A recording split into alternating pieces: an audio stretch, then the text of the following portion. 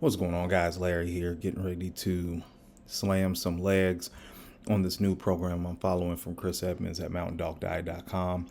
It is called Sub-Zero, and it's a continuation of Scorpion. So today's leg day is starting us off by getting the calves warmed up, getting the ankles loose so we can get some good work in. I'm also sorry for the foggy camera. I did not clean my lens off before I got started. So I apologize. But kicking off things here with 2 work sets of leg press calf raises, which is around about 20 plus reps. This was the doozy right here. This was a seated leg curl, and this was a speed set, as John Meadows would call it. So it's just one big, long, continuous set. So the first set was about 85 pounds, and I did 20 reps. Then increased it a couple plates, did another 20 reps. Then went to around about 10 to 12 after the next drop, and then worked my way down until I could barely do, I think, 3 reps. And then I dropped down to about 85 again and just went to failure.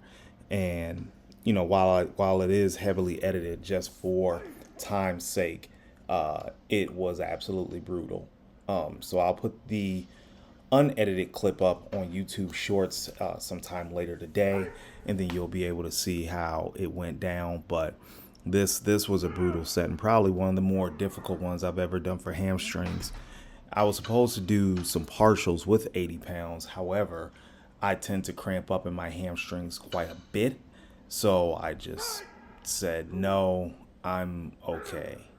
So I didn't feel like catching a Charlie horse at work, and that was something that just did not appeal to me. So went ahead and called it quits on that.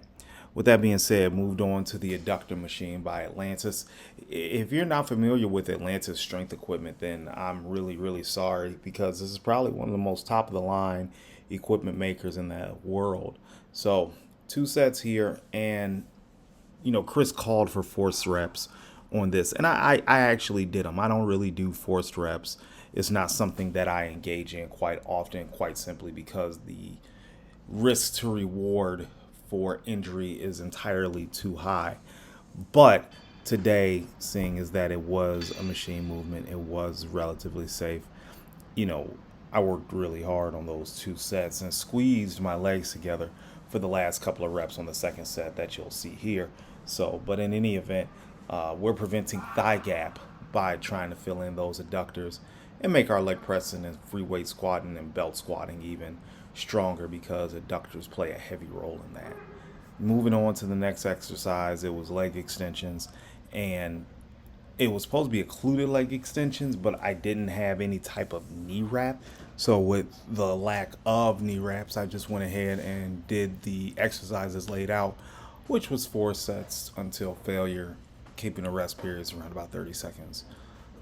I am a fan of this style of doing leg extensions, but one day I will try them with occluded knee wraps.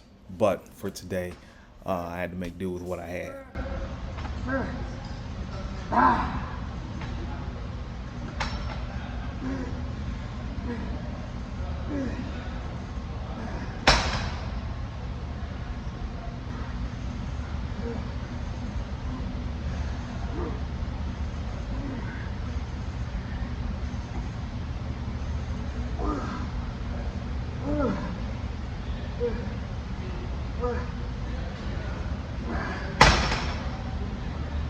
I've recently become obsessed with hitting double digits on the leg press, simply because I need a new novel stimulus to stimulate leg growth. Anything below 8 really doesn't do anything for me, really anything below 10. So I've just been obsessed with trying to hit double digits on the leg press with a fairly decent amount of weight. Here is 5 plates, and the goal is to just really pump them out and make sure that I'm getting depth somewhat, right? If there really is a depth on the leg press. So just repping them out, making sure that I go through a full range of motion and try to stop as minimal as possible. As you can see, that was the first stop right there, and then we got another one coming up right there. And then I'm just trying to gear up and try to dig deep for even more reps, but I fall short of 20 this week. Hopefully next week this exercise is in, but if not, I will throw it in and I will definitely be getting to work. But that fun didn't stop there with the leg press. I sat back up after a weight drop and 2 plates and a quarter, had my knees, well, not my knees, I'm sorry, my feet in a V, and just really coming down and just really focusing on that teardrop. So if you need some teardrop development, this is the exercise you should probably do. It's a great developer of that muscle. And I think the number of bodybuilders that do this should increase, in my personal opinion, because it's such a great exercise.